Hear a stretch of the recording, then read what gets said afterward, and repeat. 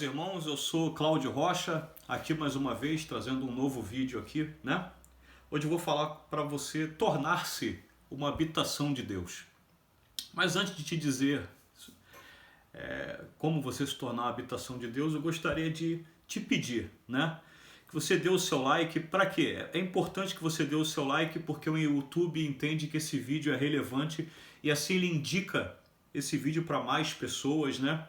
Se você ainda não é inscrito aqui no canal, se inscreva, né? Tem um botãozinho vermelho logo aqui abaixo e ativa o sininho para você não perder nada. Assim que eu postar um novo vídeo, você ser notificado.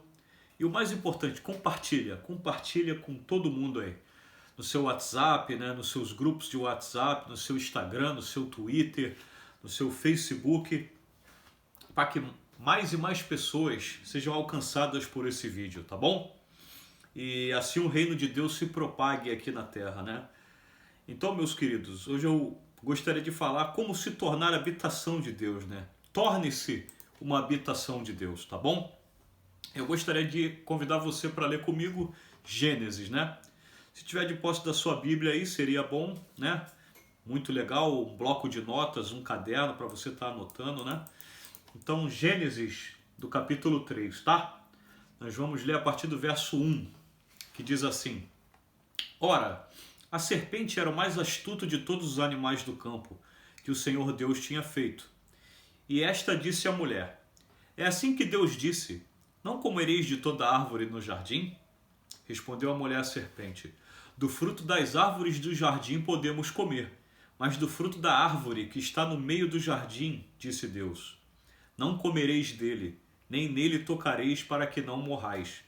Disse a serpente à mulher: Certamente não morrereis, porque Deus sabe que no dia em que comerdes desse fruto, vossos olhos se abrirão e sereis como Deus, conhecendo o bem e o mal.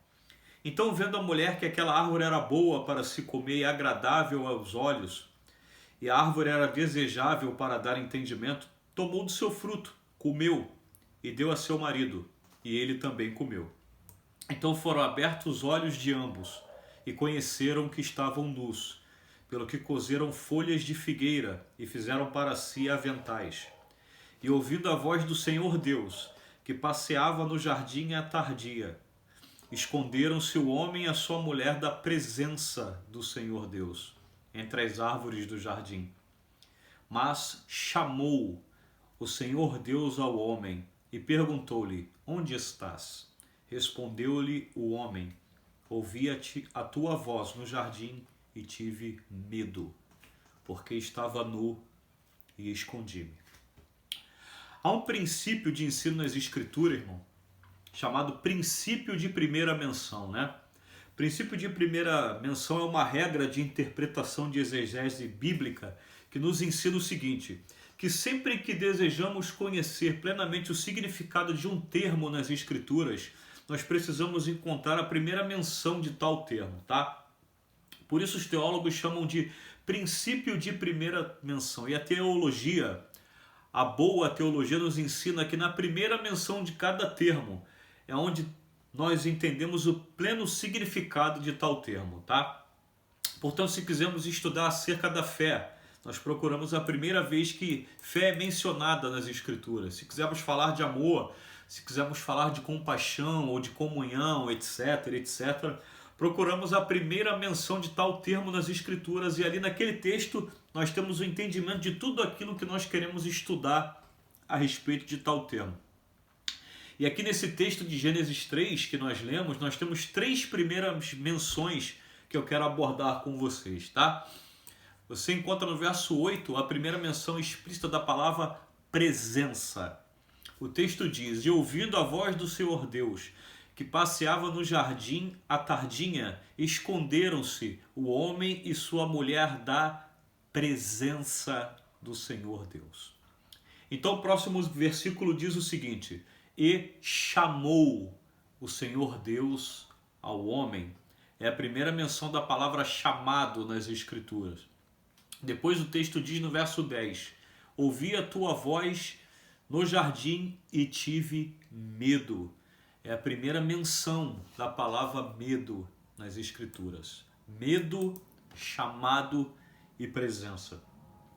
E eu acredito que não é meramente obra do acaso que presença, chamado e medo são mencionados juntos pela primeira vez nas Escrituras, né? Não somos nós que perseguimos a presença de Deus, né? É a presença de Deus que nos persegue desde o Éden, irmãos, tá? Por todas as Escrituras nós iremos ver a presença de Deus procurando um lugar de habitação. Eu sei que nós gostamos de terminologias e até de canções que falam acerca de perseguirmos a presença de Deus, né? E eu acredito que isso serviu para uma estação, para despertar e aquecer o coração dos santos, né? Mas num tempo de fundamento, de entendimento. Se nós formos cirúrgicos e pontuais nas Escrituras, nós vamos perceber que nunca é o homem que procura Deus, né? Não é correto dizer isso, mas é Deus com sua santa e gloriosa presença, né, que persegue o homem. Eu não sei se você já se deu conta, eu quero olhar com vocês alguns textos, né? Então vamos, por favor, a 2 Coríntios 5, e eu quero te mostrar uma coisa, irmãos, né? Segunda carta de Paulo aos santos que estavam em Corinto, no capítulo 5, no verso 1, diz assim: porque sabemos que se a nossa casa terrestre deste tabernáculo se desfizer, temos de Deus um edifício, uma casa não feita por mãos, eterna nos céus. Pois neste tabernáculo nós gememos, desejando muito ser revestidos da nossa habitação que é do céu, se é que nós, estando vestidos, não formos achados nus. Querido, presta atenção. Quem foi achado nu diante de Deus? Sabe qual é a casa que Paulo se refere? O tabernáculo, né? Ele não está falando de ir morar no céu. Ele está falando que o homem foi criado originalmente para ser o tabernáculo, né? O que é o homem para Deus? O lugar de habitação da sua santa e gloriosa presença, né? Deus criou o homem para ser uma habitação, né? E nós podemos ver N textos nas Escrituras sobre isso, e de fato eu quero ver algo rapidamente, né? Porque isso está totalmente atrelado ao sacrifício vicário de Cristo, né? A razão pela qual ele se deu por completo. Então esse texto está dizendo que enquanto neste tabernáculo, por causa do pecado, nós gememos desejando ser revestidos da nossa habitação celestial. Qual é a habitação celestial? Irmão, é o corpo glorificado, né? Sabe por que nós receberemos um novo corpo? Porque de novo nós teremos a capacidade de no nosso corpo físico hospedar a presença de Deus, né? Isso ainda não é pleno, mas na estrutura original do plano de Deus, o homem era capaz de suportar em si a glória de Deus, né? Então desde aquela fatídica tarde de Gênesis 3, a presença de Deus não encontrou lugar de repouso, de descanso. E a primeira pergunta que Deus fez ao homem foi: onde você está? Por quê? Porque a presença de Deus procura um lugar para repousar, né? Você é esse lugar? Nossas casas têm sido esses lugares, né? Agora eu quero que você entenda. Curiosamente isso é tão... que eu fico lendo a Bíblia, irmão, mas... não é para glória que eu falo, né? Mas, meu Deus, como é que os crentes não entendem que é tão simples, né? É sério, irmão. Eu sei que é graça, mas eu não faço esforço nenhum. Eu só leio e falo: meu Deus, isso aqui, achado nu. Claro, Paulo está falando de Gênesis. E de repente você monta um quadro inteiro e você fala, de novo, de um outro prisma, Deus está procurando a mesma coisa. Então, de Gênesis a Apocalipse, Deus está procurando um lugar para habitar. Amém? Não é sobre perseguirmos a presença, é sobre nos tornarmos um lugar de habitação. É como nos tornarmos um lugar de habitação. Como nos tornarmos um lugar de habitação? Pelo hábito. Todo hábito gera uma habitação. Todo hábito gera uma habitação. Nós não devemos perseguir a presença. É a presença que nos persegue, tá? Nós precisamos nos tornar um lugar de habitação. É o nosso hábito constante de buscarmos a face de Deus, que faz de nós esse lugar de habitação. Agora eu quero que você perceba uma coisa incrível que nós podemos ver por todas as escrituras, e nós vamos ver isso rapidamente, né? É um dos meus assuntos preferidos, olharmos para as escrituras e percebermos isso. Vamos a Gênesis no capítulo 2, por favor. Gênesis 2, no verso 8, diz assim: Então plantou o Senhor Deus um jardim da banda do Oriente, no Éden, e pôs ali o homem que tinha formado. Querido, você já se perguntou qual era o propósito desse jardim do Éden? Por que Deus plantou um jardim e colocou o homem ali? Obviamente, se você continuar lendo as escrituras, você vai descobrir que esse jardim é um lugar de habitação, né? Era um lugar onde Deus e o homem habitavam e mantinham plena comunhão. Então, quando Deus plantou no jardim do Éden, né, ele estava dizendo ao homem: eu quero habitar entre vós, né? Mas o homem é expulso do jardim, e a gente vai retornar a esse tema, né, que é o nosso assunto central hoje, né? Então Deus segue com o plano B em ação. Amém? Não amém. Deus não tem um plano B. A piadinha é chata, mas você não vai mais esquecer. Por quê? Porque não entendemos que Deus não tem um plano B. É que nós nos envolvemos com aquilo que Ele não está envolvido. Se você não entender que Deus não tem um plano B, você não vai se envolver com aquilo que Ele está se envolvendo. Abra sua Bíblia em Êxodo 25.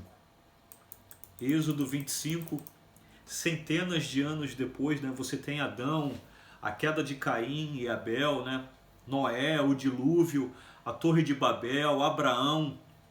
Aí você tem os patriarcas, Isaac, Jacó, José do Egito, o deserto. Aí aparece Moisés para a entrada de Canaã, né? Olha o que Deus diz em Êxodo 25, verso 8.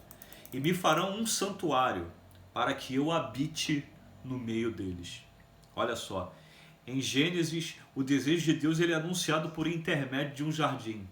Em Êxodo, ele é anunciado e mostrado por intermédio de um tabernáculo. Qual era o propósito do jardim? Um lugar de habitação. Qual era o propósito do tabernáculo? Um lugar de habitação.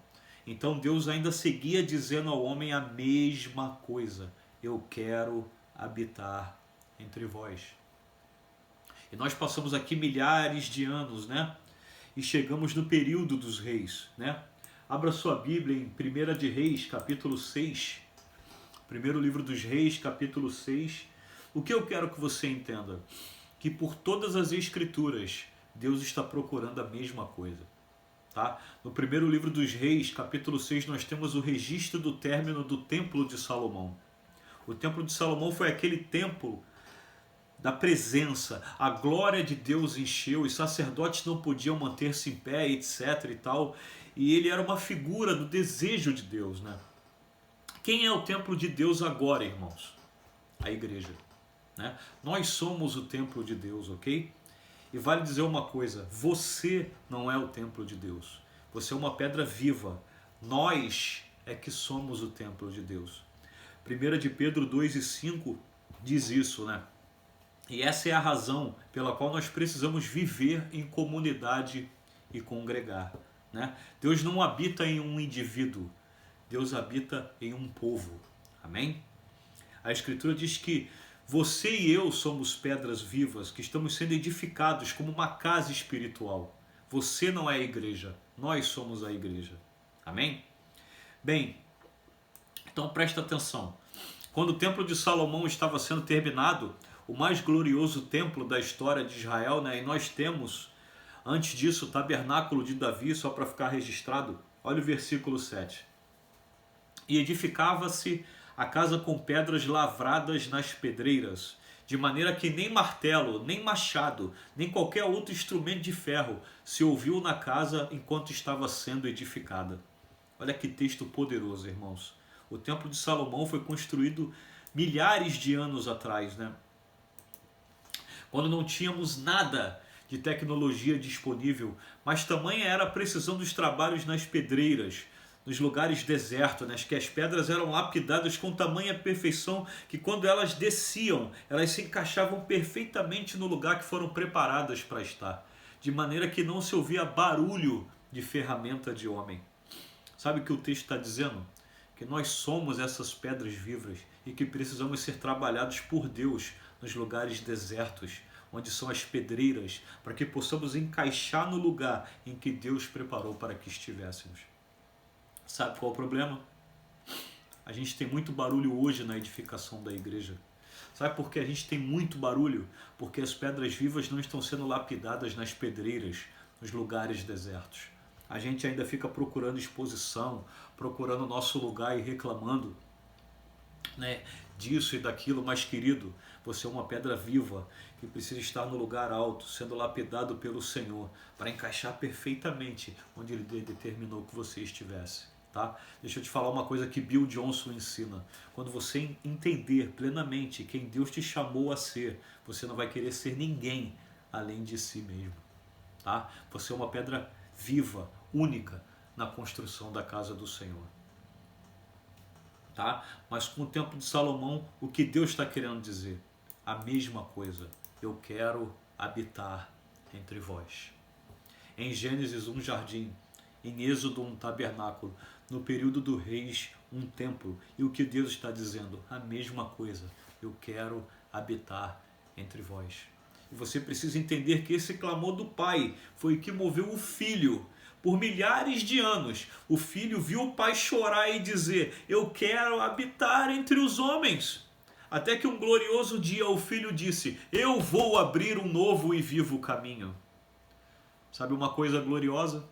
A gente vai ver aqui mais dois textos dessa construção aqui. Mas o texto de João 14,6, tão conhecido, é pouco compreendido. Em João 14,6 Jesus diz: eu sou o caminho, a verdade e a vida. Ninguém vem ao Pai a não ser por mim. Sabe por que ele disse isso?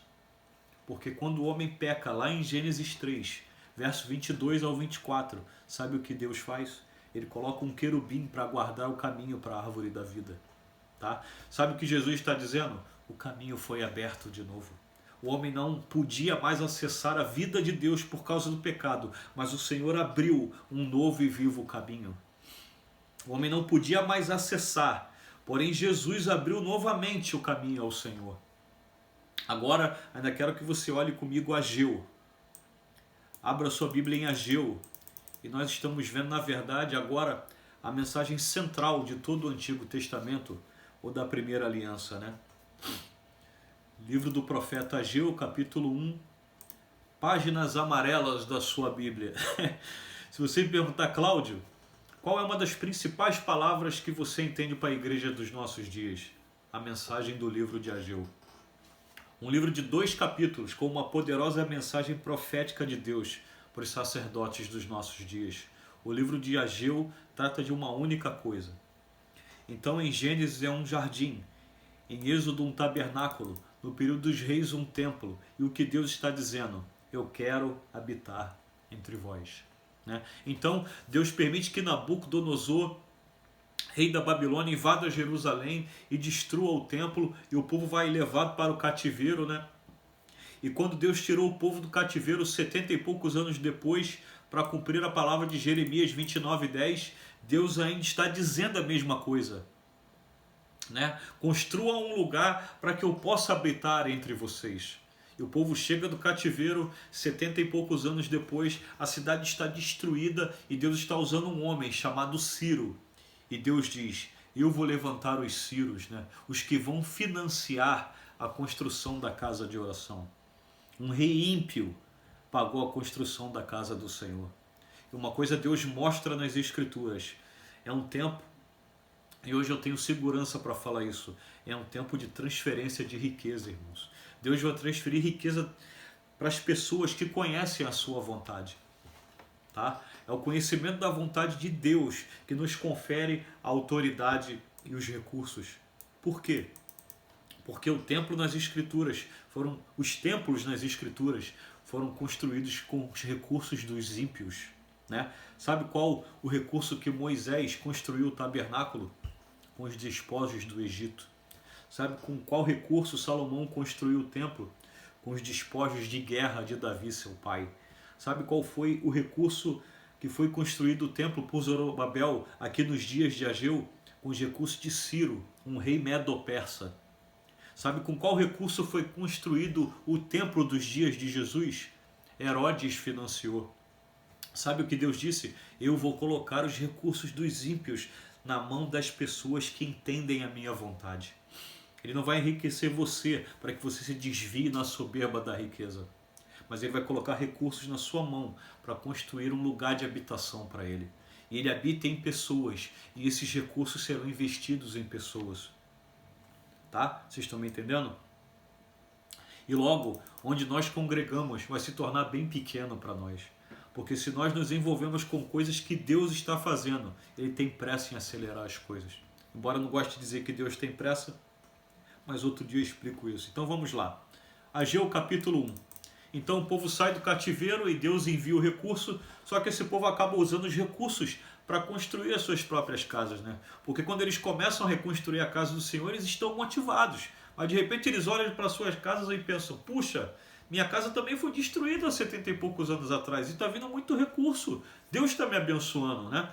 Então ele diz assim, bom, peraí, eu vou usar esse recurso para construir a minha casa, e ali nasceu minha casa, minha vida, né? E eu vou usar esse recurso para fazer minha casa, e quando sobrar um tempo e recurso, a gente volta a edificar a casa de Deus, né? Aí sabe o que Deus faz? Levanta um profeta. E Deus diz, por favor, não façam isso de novo. Vocês já fizeram isso e foram parar no cativeiro, né? Em Êxodo, Deus deu recurso para o tabernáculo, virou um bezerro de ouro.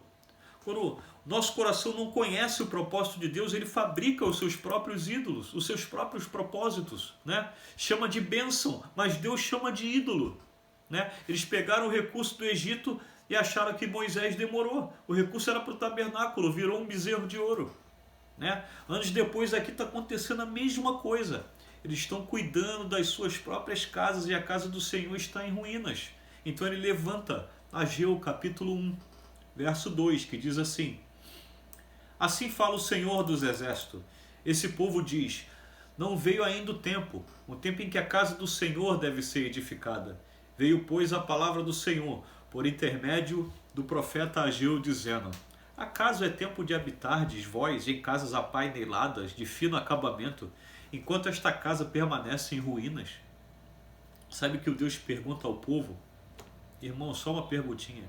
Quem aí de vocês que está me assistindo era cativo e escravo? Quem de vocês aí acha que tem mais do que merece? Quem acha que o sacrifício de Jesus foi mais que suficiente? Então a gente está na condição desse povo. Mas olha só, eles começaram a dizer, não é tempo de edificar a casa do Senhor, é tempo de construir a nossa casa. E o Senhor disse, espera aí, eu primeiro tirei vocês do Egito, dei recursos, virou um bezerro de ouro, tive que matar um monte de gente para construir o tabernáculo. Depois eu tirei vocês da Babilônia, dei recursos e agora vocês vão cuidar das coisas de vocês? Aí Deus repreende o povo. O texto é bem intenso, mas eu não vou entrar nos detalhes. Bom, só um pouquinho, tá bom?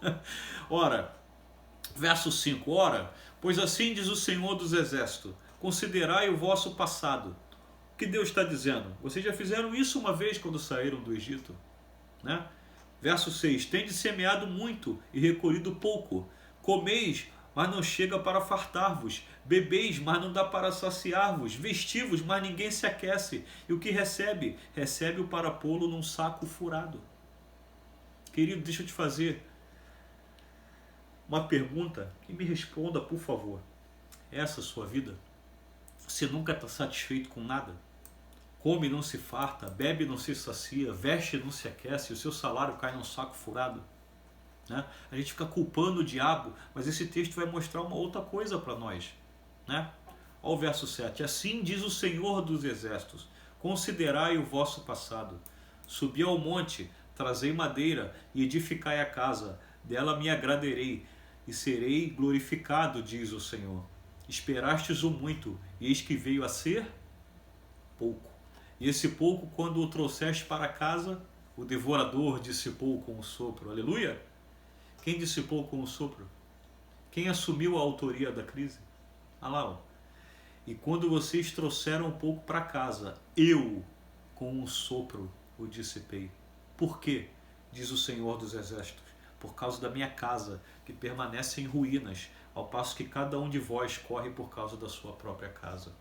Queridos, esse é um dos textos proféticos mais relevantes para a igreja dos nossos dias. Deus começou a prosperar a igreja brasileira e ela começou a se envolver com as coisas dela. Pode soar como um absurdo para muitos o que eu vou falar, mas a crise no Brasil é ocasionada pelo próprio Senhor para trazer o seu povo, para o centro da sua vontade. Tá? E deixa eu te falar uma coisa, quem está andando na vontade de Deus não está em crise. Tá? Você pode passar por momentos de provação, isso faz parte, Deus está te esticando, está te ensinando, mas isso não é duradouro. Então o texto continua, verso 10. Por isso, os céus sobre vós retêm o orvalho e a terra os seus frutos. Sabe o que Deus está falando? Ele vai começar a falar de um abalo na natureza, porque Israel é uma nação que vivia especificamente da agricultura. Então o abalo na natureza causa um abalo na agricultura que causa uma crise econômica na nação. Sabe por quê? Porque Deus está chamando o seu povo e dizendo, se envolvam com a edificação da minha casa. Vocês querem construir um lugar para o Senhor? Querem? Vocês estão prontos para dar tudo para o Senhor? Eu não estou falando apenas de finança, eu estou falando de sacerdotes e sacerdotisas de Deus que darão tudo ao Senhor. Para quê? Para que Ele tenha um lugar para habitar.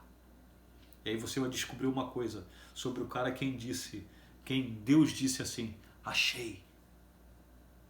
Há um único homem em todas as escrituras que Deus diz assim, eu achei. Quem é esse homem?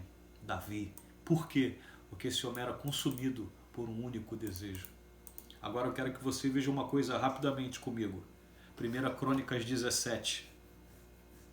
Olha a diferença daquele contexto e do contexto de Davi. 1 Crônicas 17, verso 1.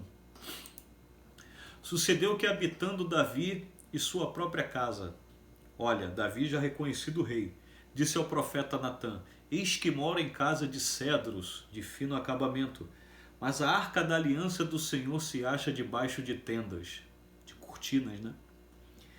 E depois você pode ler todo o texto, ele é incrível, mas sabe que Deus amava em Davi mesmo com as suas falhas? Porque a graça cobre multidão de pecados, né? E assim tem sido comigo e com você, irmão, sim ou não? Porque Davi recebeu a mais alta promoção de Deus, porém o coração dele não havia sido roubado.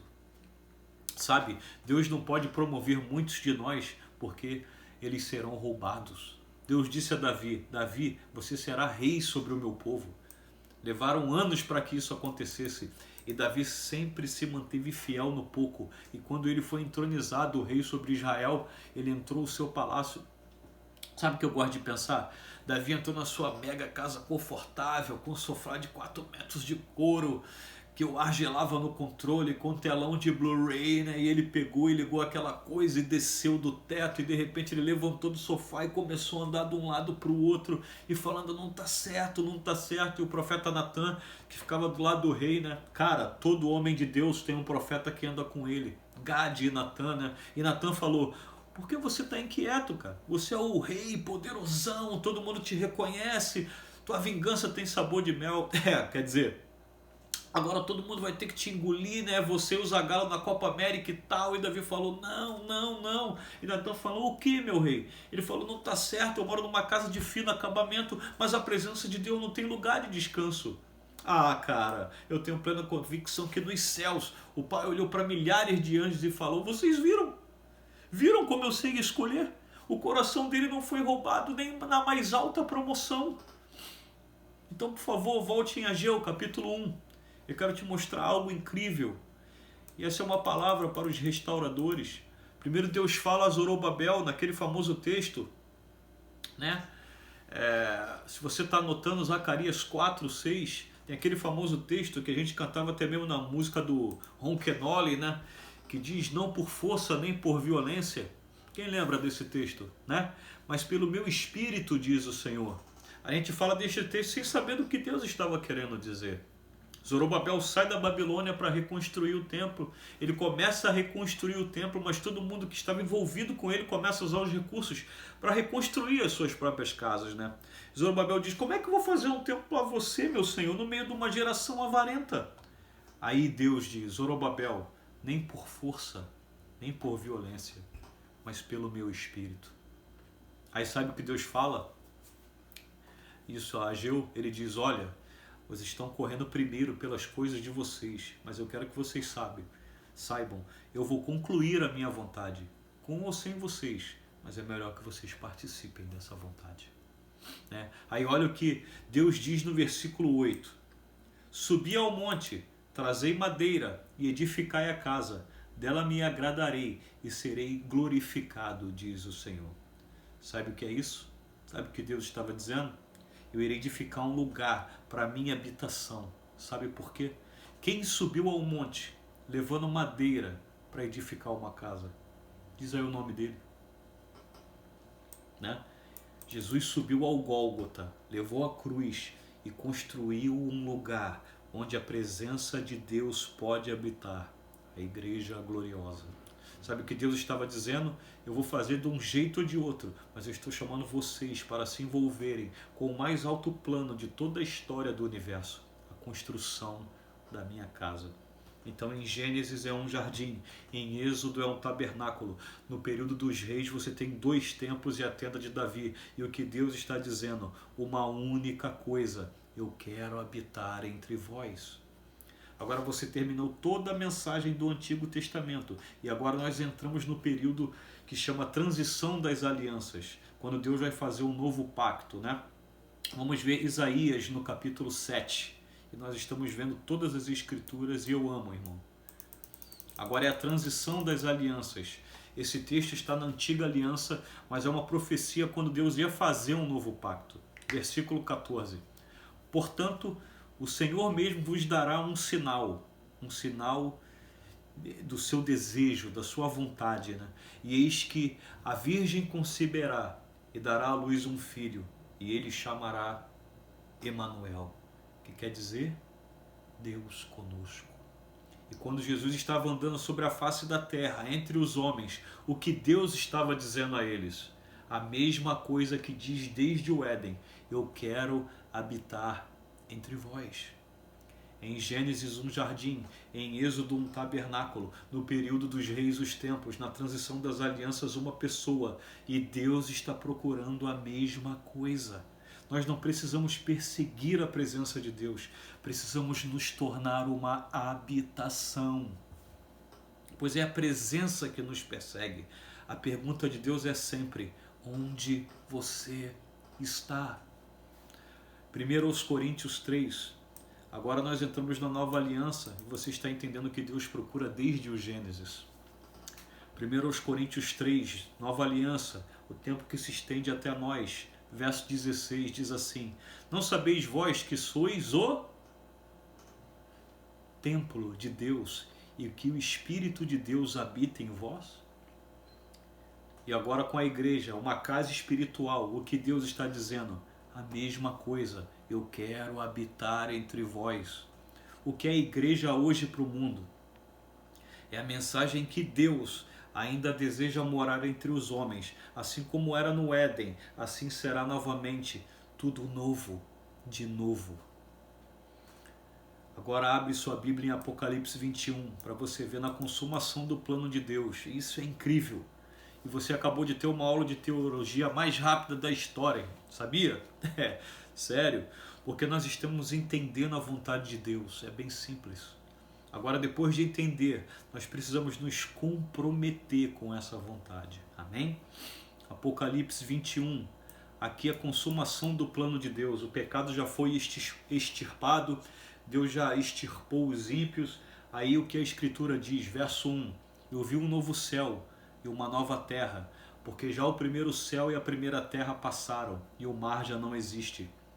E eu, João, vi a santa cidade, a nova Jerusalém, que de Deus descia do céu, adereçada como uma esposa ataviada para o seu marido. E ouvi uma grande voz do céu que dizia: eis aqui o tabernáculo de Deus com os homens, pois com eles habitará. De Gênesis a Apocalipse, Deus está procurando um lugar de habitação. Em Gênesis é um jardim, em Êxodo um tabernáculo, no período dos reis os templos, nas transições das alianças é uma pessoa, Emanuel, na nova aliança é uma casa espiritual, a igreja, na consumação do plano de Deus é a santa cidade, a nova Jerusalém, o lugar onde Deus vai habitar com os homens. O texto termina dizendo: e eles serão o seu povo, e o mesmo Deus estará com eles, e será o seu Deus. Agora eu posso finalizar a palavra profética de Deus para esse vídeo, para a sua vida, Senhor. Nós começamos vendo que 3 palavras aparecem juntas. Quais eram as palavras? Presença, chamado, medo. Agora eu quero corrigir o que nós entendemos sobre chamado. A primeira vez que Deus chamou o homem não era para ele fazer coisa nenhuma. A pergunta de Deus ao homem não foi o que você está fazendo, foi onde você está, que não na minha presença. O homem ouviu a voz do Senhor e se escondeu da presença de Deus entre as árvores do jardim. E o Senhor disse: onde você está, porque você saiu da minha presença. Sabe qual foi a resposta do homem? Eu ouvi a sua voz e tive medo. Sabe, quando a voz de Deus te causa medo? Quando você saiu da presença. Se você começa a ver uma palavra desafiadora como essa e você começa a sentir medo por tantas coisas que você pode precisar abrir mão, sabe por quê? É porque você já saiu da presença, irmão.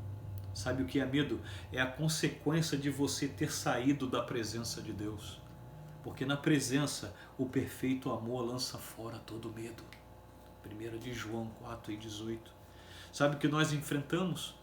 Nós enfrentamos uma geração que quando escuta uma palavra de confronto, profética, de diretiva, nós pensamos: isso é muito difícil, eu tenho medo do que Deus pode me pedir, né? Então você não conhece a presença, porque na presença de Deus todas as coisas perdem valor. A melhor coisa que alguém pode desfrutar é da presença de Deus, irmãos. E essa é a razão pela qual o Senhor, o nosso Senhor, o meu Senhor, o seu Senhor deu a vida, para que tivéssemos acesso à presença. Escute, chamado não é uma tarefa para se realizar. Chamado fala de um lugar para se habitar. Quando Deus chama o homem, Ele chama o homem para voltar para o lugar de onde ele nunca deveria ter saído. A presença de Deus. E desse lugar nós somos enviados e vocacionados. E aí a gente pode falar de missão, né? Outra vez, outra hora, tem muita coisa para ser feita, entendeu? Tem, mas não sem antes aprendermos a habitar nesse lugar. Foi por isso que Jesus repreendeu Marta, porque nós precisamos contemplar e precisamos servir, mas ninguém pode servir sem antes ter contemplado. Sabe o que Jesus estava dizendo para Marta? Marta, eu não estou procurando uma empregada doméstica, eu estou procurando uma esposa. Não é sobre fazer 1 milhão de coisas para mim, é sobre me conhecer. E quando nós conhecemos ao Senhor, então Ele nos dá uma tarefa incrível, que é chamada de ministério. Eu quero que você entenda algo. Seu ministério não nasce quando você passa a fazer alguma coisa para Deus. Seu ministério nasce quando Deus passa a fazer alguma coisa em você. Porque ninguém pode dar aquilo que não tem. E eu quero terminar. Abra sua Bíblia em Lucas 22. Então, logo após a ceia do Senhor, né? Cara, eu amo essa coisa em Jesus. O Evangelho de João registra que Jesus diz assim: é chegada a minha hora. Sabe o que ele disse? Escuta, que esse vai ser o encaixe final. Ele disse assim: que direi eu, pois? Pai, salva-me desta hora, mas para esse exato momento eu vim. Quando a gente esquece que Jesus disse isso, a gente não entende a próxima coisa que ele disse, que eu vou ler com vocês. Olha o que diz Lucas 22:39. E saindo, foi como costumava, para o Monte das Oliveiras, e também os seus discípulos o seguiram. E quando chegou àquele lugar, disse-lhes: orai, para que não entreis em tentação. E apartou-se deles acerca de um tiro de pedra, e pondo-se de joelhos orava, dizendo: Pai, se queres, se possível, passa de mim este cálice, todavia não seja feita a minha vontade, mas a tua. Querido, aqui nós fechamos. A qual cálice Jesus se referia? Recorda-se que ele disse: É chegada a minha hora. Que direi eu, pois? Pai, salva-me desta hora? Não, mas para esse exato momento eu vim.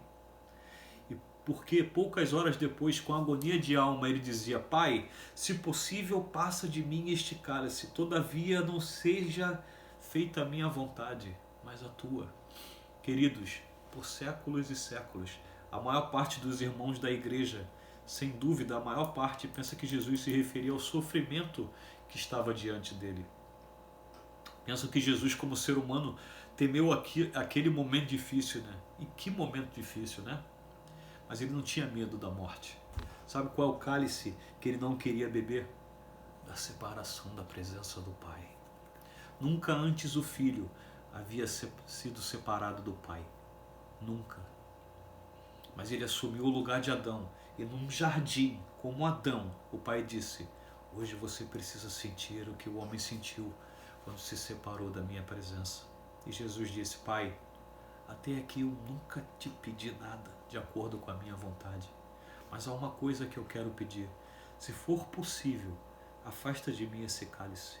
Eu não quero nem por 1 milésimo de segundos sentir o que é ser separado da sua presença. E o Pai disse: Filho, não tem como. Por isso na cruz ele gritou, exclamou e disse: Deus meu, por que me desamparaste? E sabe, por muitas vezes nós não valorizamos o sacrifício de Cristo. Qual foi o principal sacrifício de Cristo? A cruz? Não, a separação da presença. Porque nós todos não conhecemos a glória de Deus. Ninguém conhece a Deus de fato. Mas Jesus habita na presença do Pai por toda a eternidade. E mesmo na terra, ele estava diante do Pai. Mas naquele dia, os pecados viriam sobre ele, de toda a humanidade, e separariam ele da presença. Eu quero que possamos entender que todo o sofrimento do Senhor, o principal sofrimento foi experimentar ser apartado da glória de Deus. Ser separado da sua presença foi para que eu e você nunca mais vivêssemos fora da presença de Deus. A Escritura diz em Hebreus 10, 20, entrai pelo novo e vivo caminho. Nós hoje temos acesso à livre presença do Pai por causa da entrega do Filho. Então, irmãos, que essa palavra produza em você e te direcione a ser lugar de habitação. Que você volte a estar na presença do Pai. Foi para isso que Jesus morreu, para criar esse novo e vivo caminho que foi destruído pelo pecado. Mas você tem acesso ao Pai diretamente. Para você ter a presença de Deus, você precisa se tornar um lugar de habitação para Ele. Por isso é que Ele persegue desde o Gênesis. Espero que você possa ter compreendido, que essa palavra edifique a tua vida e de muitas outras pessoas. Então, se você gostou, dá um like, se inscreve. Se você ainda não é inscrito, tá? Ative o sininho para você ser avisado sempre que eu postar um vídeo novo. Compartilhe com seus amigos, com seus irmãos. Deixe um comentário aqui. Isso vai ser muito legal para mim. Não só para mim, mas para o reino de Deus. Para que o YouTube entenda que esse vídeo é relevante e ele vai indicar para mais pessoas, tá? Isso vai ser muito legal para me incentivar a fazer novos vídeos. Estar podendo compartilhar com vocês um pouco do que o Senhor tem me dado, tá bom? Amo vocês, até o próximo vídeo e que Jesus te abençoe.